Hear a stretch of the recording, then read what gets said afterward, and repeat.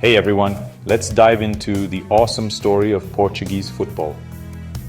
It all started way back in the late 1800s, when British sailors and merchants brought the game over. The Portuguese fell in love with it right away.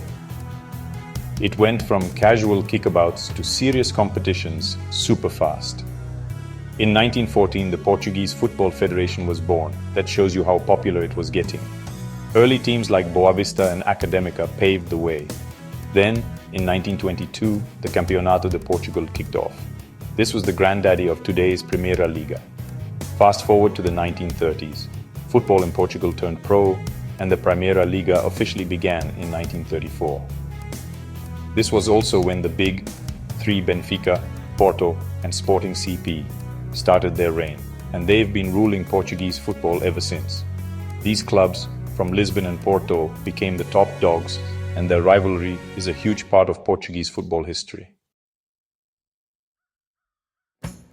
Benfica, Porto, and Sporting CP became super famous in the 1930s and 40s. They were successful because they had lots of money, amazing fans, and they were great at training young players. Benfica, with their bright red shirts, became everyone's favorite team. Porto, known for their tough spirit, represented their city perfectly. Sporting CP became known for producing some of Portugal's best players. It wasn't always easy for them. Sometimes they weren't as good, and new teams challenged them. But they always came back stronger, always pushing each other to be better. The big three didn't just stay in Portugal. They played in Europe too, becoming super famous worldwide. Benfica from Lisbon is way more than just a team. It's like a symbol of Portugal. Started in 1904, Benfica has a ton of history, loads of trophies and fans all around the world. Their stadium, Estádio da Luz, that means Stadium of Light, is packed with 65,000 screaming fans wearing red and white on game days. Their motto, "Out of many one," shows how much they value unity. Benfica is the best team in Portugal, no question. They've won 37 Primeira Liga titles, 26 Portuguese Cups, and 7 League Cups. They're legends. Up north in Porto, we have Futebol Clube do Porto, or just Porto. They're all about history and tradition. Porto, founded in 1893, is famous for its fighting spirit and amazing players. Their stadium, Estádio do Dragão, Dragon Stadium, is filled with 50,000 fans wearing blue and white. Their nickname, Dragos, Dragons, comes from the city's mythical protector, a symbol of strength. Porto has won the Primeira Liga 30 times, the Portuguese Cup 18 times, and the League Cup 4 times. They're awesome. Sporting Clube de Portugal, or Sporting CP, is the third of the big three. They're known for training young players and playing exciting, attacking football.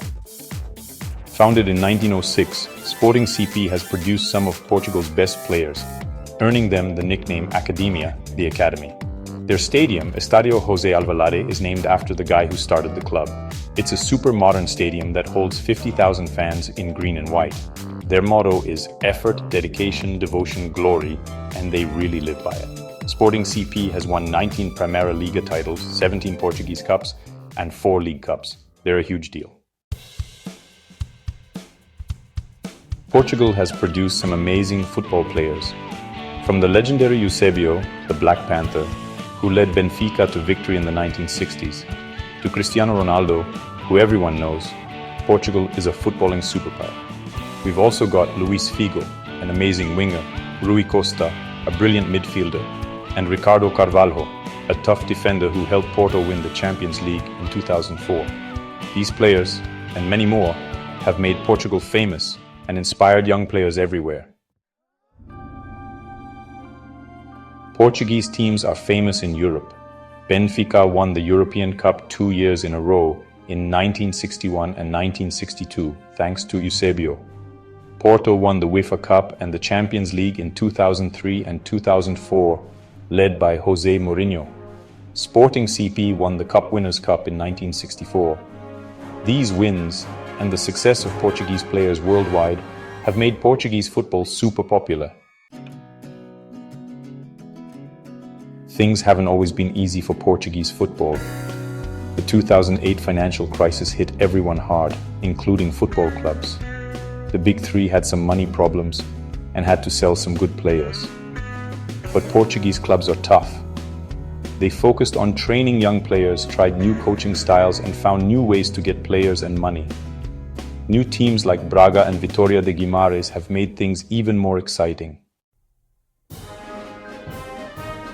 The future of Portuguese football is looking good. With its amazing history, passionate fans, and focus on young players, Portugal is here to stay.